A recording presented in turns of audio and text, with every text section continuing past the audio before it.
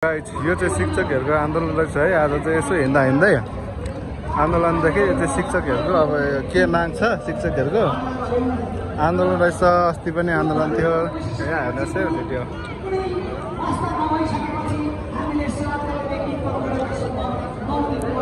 सबैले हेरिदिनु होला है, लाइक सेयर कमेन्ट गरिदिनु होला।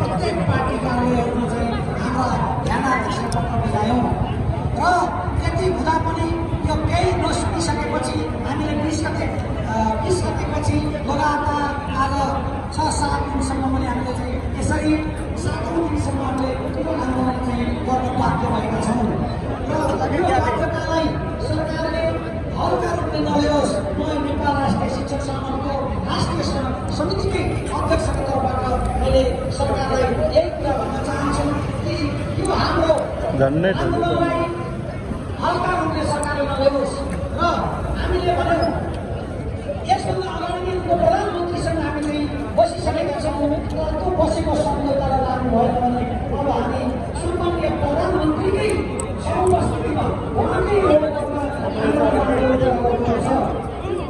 त्यो मागलाई अहिले नै हामीले त्यति बेलासम्म हामी विश्वासमा परेको भने जस्तै विश्वासमा पऱ्यौँ कि गत साल पनि हुन्छ होला भनेर हामी 13 वर्षसम्म पुर्यौँ। धैर्यताको बाँध फुट्ने अवस्था आयो। हाम्रो सरकारले अझै पनि यो धैर्यताको शिक्षकहरूको धैर्यताको बाँधमा चाहिँ फुटाउने काम नगरोस्। त्यो धैर्यताको बाँध फुट्यो भने यति बेला के हुन्छ त्यो परिणाम सरकारले नै बुझ्नुपर्ने हुन्छ।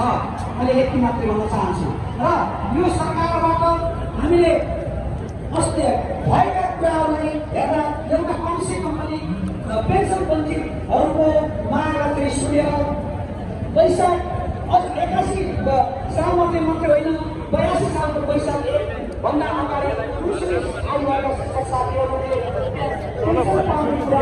अध्यादेश मार्फत ल्याउन सक्यो। यति बेला नै त्यो अध्यादेश ल्याइएको भए हामी यसरी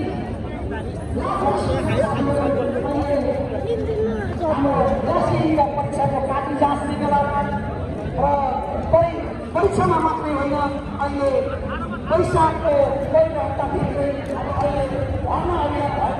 धेरै लामो रहेछ है आन्दोलन चाहिँ।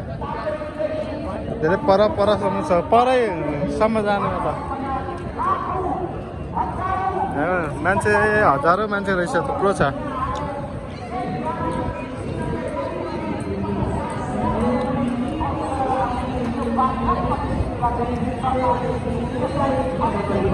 Thank you.